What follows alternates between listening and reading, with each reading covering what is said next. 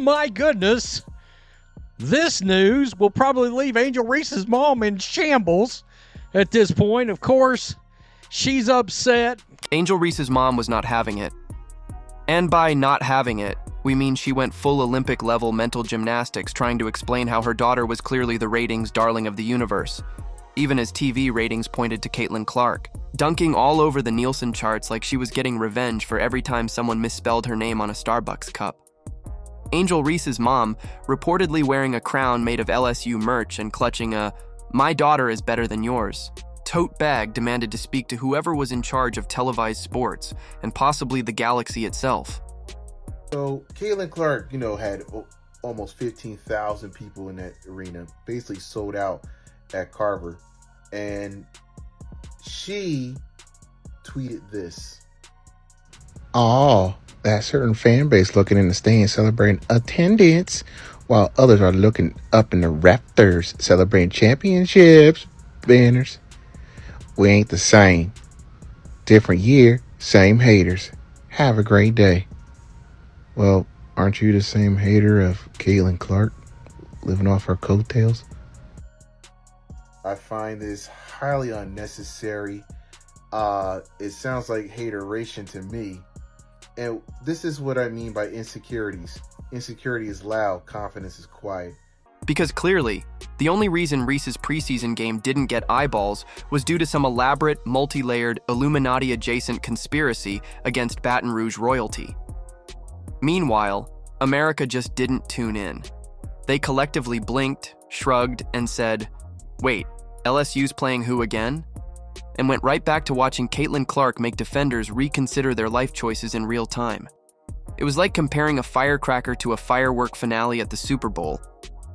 And Reese's mom? She stormed social media like she was leading a revolution, only to discover the village had already left to go watch Clark drop threes from distances NASA should be measuring. Because let's be honest. She made a couple of comments a couple of days ago about people literally covering statistical data involving attendance. That's a problem. That's hate. We aren't the same. Okay, I don't know what to tell you. If we're handing out participation trophies for hype, Angel Reese would have needed a second trophy case just for the preseason alone. ESPN could have aired her warm-up stretches on a jumbotron in Times Square, and her mom still would have claimed Caitlin Clark had somehow sabotaged the lighting. There's delusion, and then there's "how dare you not worship my daughter after she airballed her fourth jumper in a row" energy. Guess which one we're dealing with here? Did Clark say something about Angel Reese's mom or anything Angel Reese related? Absolutely not. Why don't you just mind your own business and continue playing basketball and support your daughter, right? That's what you're supposed to do as a mother. Support your daughter and hope she does well in this league, right? Because you don't hear Caitlin Clark going after her, why is she at the Met Gala? It's really unnecessary and very petty of her, especially a grown-ass woman. But now I realize why Angel Reese the way she is.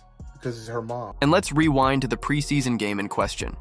An event so underwhelming, even the popcorn vendors were nodding off between quarters. The only folks watching were players' families, a few loyal friends, and one extremely confused guy who thought he'd stumbled into a G League tryout.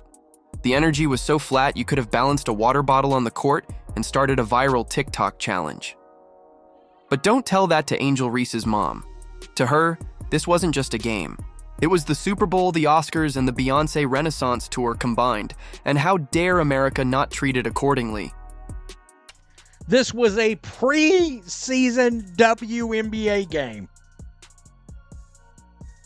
Do you understand what I mean? A preseason WNBA game. By the way, why the hell is the Paige Beckers and Angel Reese ratings from Ion Network Friday? Why are they MIA right now? In Reese's world, a magical place where everyone claps when you fumble the ball and every missed layup is somehow part of the plan, there's no such thing as disappointing ratings, only misunderstood greatness. So when the numbers came in and it looked like a rerun of Antiques Roadshow pulled more viewers, Reese's mom strapped on her metaphorical cape and dove headfirst into damage control PR. And by PR, we mean Instagram stories, cryptic tweets, and passive-aggressive comments. Like, real queens don't need ratings to prove their worth. which is adorable. If you ignore the fact that Caitlin Clark just set every broadcast ablaze like she's auditioning for Game of Thrones. She's not playing basketball, she's performing sorcery. The only thing missing is a wand and a sorting hat. This pettiness, this insecurity, this bravado, this inflated ego. It stems from the mom, man.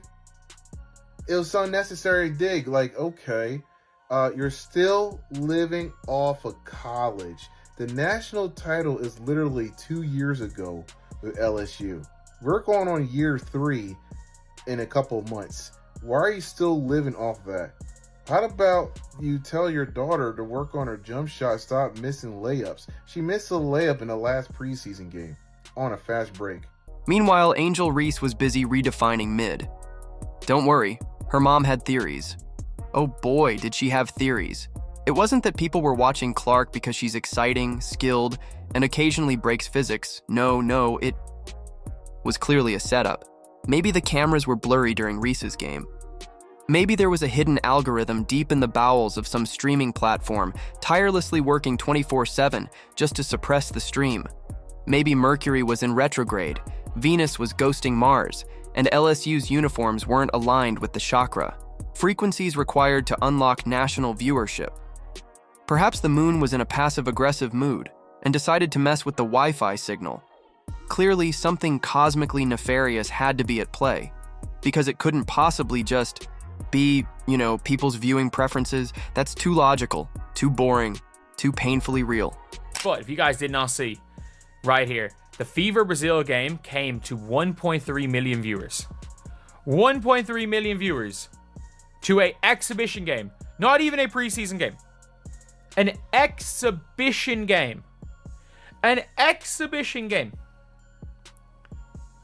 An exhibition game. They came to an exhibition game. They came to watch an exhibition game. That was a 60-point game, and Caitlin Clark checked out at the end of the third quarter. And it averaged 1.3 million viewers, which is absolutely crazy. But here's the kicker. Clark didn't just quietly win the ratings war. No. She incinerated the battlefield, dropped a mic on the smoldering ruins, painted her initials in the ashes like a medieval warlord with a Sharpie, and then casually turned the whole scene into a TikTok highlight reel. The narrative wasn't close.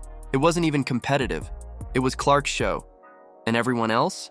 They were just unwilling extras trying to figure out why their camera time got cut. To try rewriting the script? You'll need more than astrology and conspiracy theories for that. There's something uniquely hilarious about watching someone cling to a narrative while the scoreboard spells out a totally different reality. Angel Reese's mom went from, "This is just the beginning," to, "This is a biased system orchestrated by Clark's PR team, ESPN, and possibly aliens faster than a fast break." It wasn't denial, it was an art form. Caitlin Clark say something about Angel Reese's mom or anything Angel Reese related? Absolutely not. Why don't you just mind your own business and continue playing basketball and support your daughter, right? That's what you're supposed to do as a mother. Support your daughter and hope she does well in this league, right? Because you don't hear Caitlin Clark going after her, why is she at the Met Gala? It's really unnecessary and very petty of her, especially a grown-ass woman. But now I realize why Angel Reese the way she is, because it's her mom. This pettiness, this insecurity, this bravado, this inflated ego. It stems from the mom, man. And yet, even as ratings rolled in like receipts after a shopping spree, she kept the faith. In fact, she doubled down. If you listened closely, you could almost hear the internal monologue, "Who cares if nobody watched?" Those who did witnessed history. Hi, Queenie. But unfortunately, the rest of us were too busy watching Clark pull up from the logo like she had a vendetta against Nets. Meanwhile, over in the Reese camp, the buzz was muted. A candle in a mason jar muted. LSU's preseason was a masterclass in how to create all the hype in the world and then completely ghost the actual performance. And look, we get it. Preseason isn't supposed to be fireworks. But Clark turned hers into a 4th of July spectacular. While Reese's felt like a mandatory office fire drill, necessary? Maybe. Exciting? Absolutely not. Of course, Reese herself isn't the problem. She's a solid player. But when the marketing machine behind her treats every dribble like a coronation and every glance like a TED Talk on empowerment, people start asking questions, especially when the scoreboard looks like it belongs in a student rec league.